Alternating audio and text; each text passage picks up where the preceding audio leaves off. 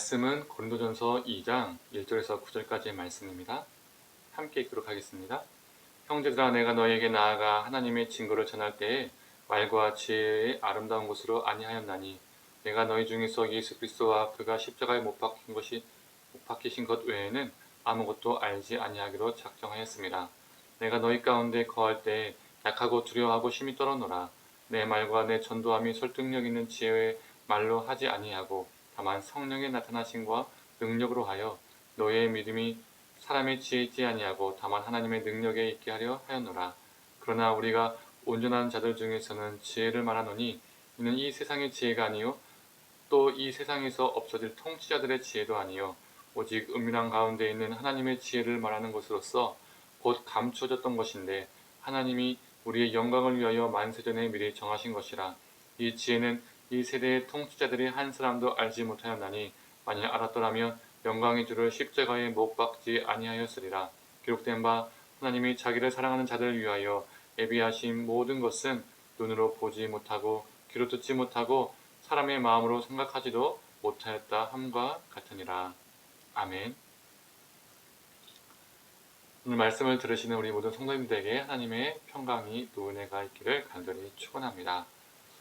이전에 언급했던 것처럼 고린도 지역은 그리스 로마 문화 속에서 있었던 지역이었습니다. 사람들은 그리스 철학, 즉 헬라 철학의 영향으로 매우 논리적이고 합리적인 사고를 하기를 좋아했었습니다. 또 그 철학을 바탕으로 상대방을 설득하려는 토론의 장도 만들어지기도 했었죠. 이렇게 그들은 자신들의 철학, 오늘 본문에 근거하면 지혜를 사랑하고 자랑스러워했었습니다. 그래서 헬라 철학의 영향을 받은 사람들의 입장에서는 십자가의 도가 미련해 보일 수밖에 없었던 것이죠. 그들의 논리와 사고 체계에서는 신이 인간이 되고 또 신이 인간을 위해서 더럽고 추악한 사형대인 십자가에 못 박혀 죽을 수 없다라고 생각했기 때문입니다. 그래서 바울은 1절에 말과 지혜의 아름다운 것으로 또 4절에 설득력 있는 지혜의 말로 즉 화려한 원병과 수사학적 정교함으로 십자가의 복음을 전하지 않기로 작정했었습니다. 그러면 바울은 무엇으로 대신해서 십자가의 복음을 전하기로 작정했을까요? 4절에 성령의 나타나심과 능력으로 하겠다라고 말하고 있습니다. 표준 세번역은 성령의 능력이 보여준 증거로 하겠다라고 하고 있습니다. 성령의 능력이 보여준 증거. 그 증거는 무엇일까요? 바로 삶이겠죠. 삶으로 증거된다는 것이겠죠. 바울은 십자가의 길, 십자가의 도를 전하고 자신이 그 전한 십자가의 길을 몸소 삶으로 살아냄으로써 전도했었습니다. 그러한 삶 속에 성령님이 그와 함께 하셨죠. 우리말에 수많은 미사 어구가 있고 우리말이 유창하고 화려하고 아름다울지라도 우리 입에서 선포한 말을 스스로 살아내지 못한다면 누군가를 설득시키기는 참 어렵습니다. 어떤 중국집에서 이 집 참 맛있어, 이 집에서 시켜 먹어봐 라고 말했는데 짜장면도 맛있고 짬뽕도 맛있어. 짜장면은 분량이 나고 짜지도 않고 면은 쫄깃쫄깃해.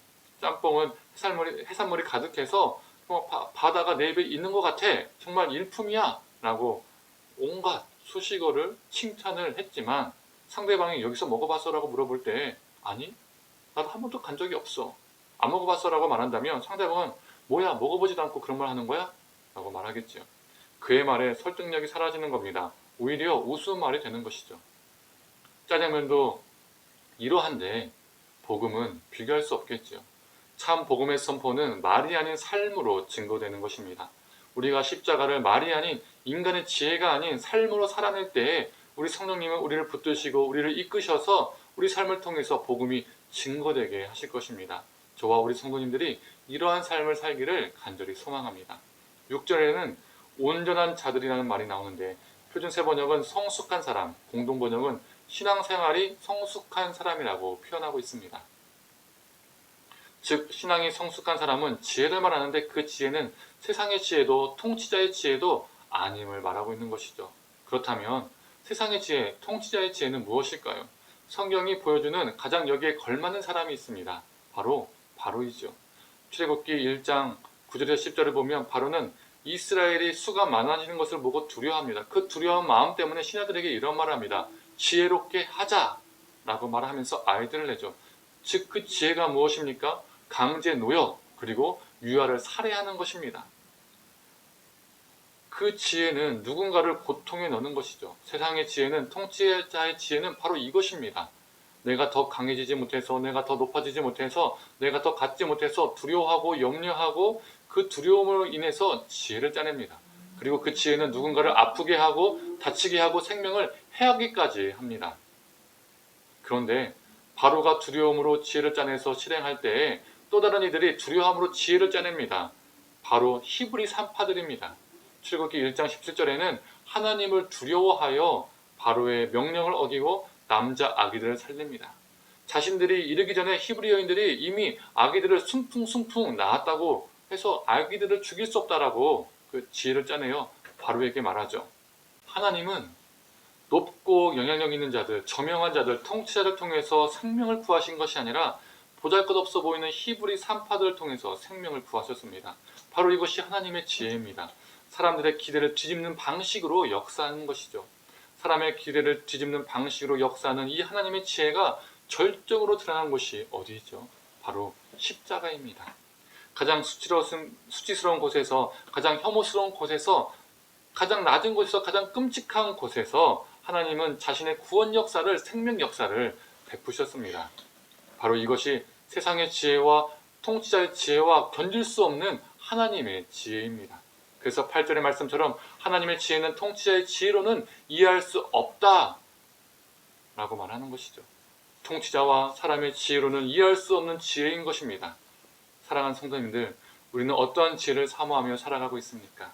세상의 지혜, 통치자의 지혜, 즉 바로의 지혜를 갖고자 발부둥치며 살고 있지는 않은지요. 더 가지지 못해서, 더 누리지 못해서, 더 높아지기 위해서 내 것이 사라질까봐 두려워하고 그 두려움으로 지혜를 짜내고 있지는 않은지요. 우리가 바로의 지혜를 사모하는 것이 아니라 하나님의 지혜를 사모하는 자들이 되기를 간절히 소망합니다. 십자가에서 보여주신 하나님의 지혜를 사모해서 우리도 그 십자가의 길을 삶으로 살아내기를 간절히 소망합니다. 자신의 목숨을 걸고 생명을 살렸던 히브리 산파의 길이 십자가의 길이었습니다. 히브리 산파처럼 온전한 사람, 신앙이 성숙한 사람이 되어서 십자가의 길을 몸소로 살아내어 삶으로 복음을 전하는 존재들이 되기를 간절히 소망합니다. 우리 성령님께서 우리를 붙드시고 이끄시고 역사하실 것입니다. 기도하겠습니다. 하나님, 바로의 지혜, 세상의 지혜, 통치자의 지혜를 우리가 원하고 있진 않은지요. 바로가 자신의 것들이 사라질까봐, 자신의 권력과 그 자리가 사라질까봐, 더 갖지 못하고 더 누리지 못할까봐 세상적인 지혜를 짜내어서 그 지혜가 누군가를 고통에 넣고 죽이는 지혜였음을 보게 됩니다. 하나님, 우리가 바로의 지혜, 그 세상의 지혜, 통치자의 지혜를 구하는 것이 아니라 하나님의 지혜를 구하게 하여 주시옵소서. 사람들이 기대하는, 사람들이 생각하는 그것과 다른 뒤집어서 역사하는 그 하나님의 지혜를 우리가 사모하게 하여 주시옵소서. 연약하고 부족했던 그 히브리 산파를 통해서 역사하시고 그들을 통해서 사람을 살리셨던 것처럼 하나님, 우리가 히브리 산파처럼 하나님의 지혜를 가지고 사람을 살리는 귀한 존재가 되게 하여 주시옵소서. 오늘도 그 하나님의 지혜가 우리 삶 가운데 깊이 새겨져서 우리 입술과 우리 삶으로 증거되는 귀한 역사가 있게 하여 주시옵소서. 그 순간순간마다 우리 성령님께서 우리를 붙들어 주시고 우리가 그렇게 살아갈 수 있도록 우리에게 힘을 허락하여 주시옵소서. 모든 걸 감사드리며 사랑에 많으신 예수님의 이름으로 기도드립니다. 아멘.